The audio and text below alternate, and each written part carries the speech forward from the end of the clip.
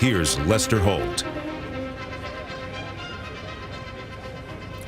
Good evening from Nice, France, the site of yesterday's horrible terror attack. But there is another major story breaking right now on this side of the world we want to tell you about.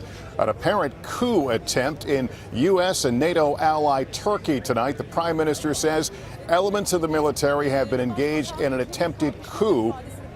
Other military sources say they are trying to put that coup down right now. We've been monitoring Turkish TV. Matt Bradley, our correspondent in our London newsroom, has been monitoring many of the reports. Matt, what are you hearing? Thanks, Lester. Yeah, we're hearing that military aircraft are flying low over Ankara, that they've blocked two of the major bridges that go over the Bosphorus in Istanbul. Ankara, of course, being Turkey's capital. And we saw that Binali Yildirim, he was the prime minister of Turkey, he was speaking on national television through a phone interview. He said there was an attempted coup by elements within the military acting without orders. He called it madness. He called it illegal. He called it anti-democratic, and he said that they would fight until the last drop of blood to punish anyone who tries to go against the elected government of Turkey. So it's a very fast-moving situation. It's evolving very quickly, and we're trying to bring you any confirmed information that we can get, Lester. All right, Matt Bradley in our London bureau. Let's go to the White House now. They are obviously following the situation very carefully. Turkey, an important American ally, especially in the fight against ISIS. Let's go to correspondent Ron Allen now. Ron, what are you hearing from there?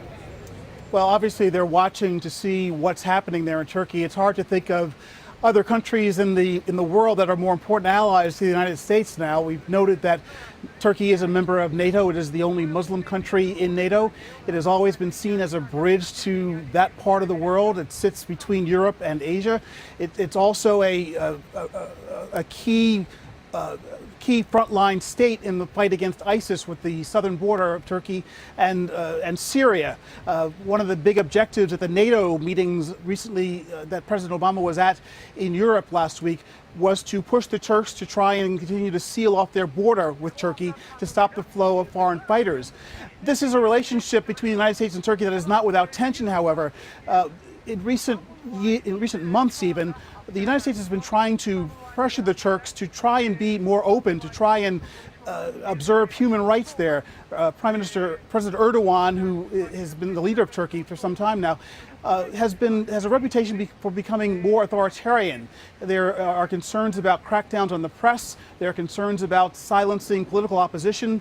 And these are issues that are adding some tension to the U.S.-Turkish relationship. But the main concern, of course, now is just stability on the streets, what's happening there. The White House watching very closely about developments in this key ally. Lester?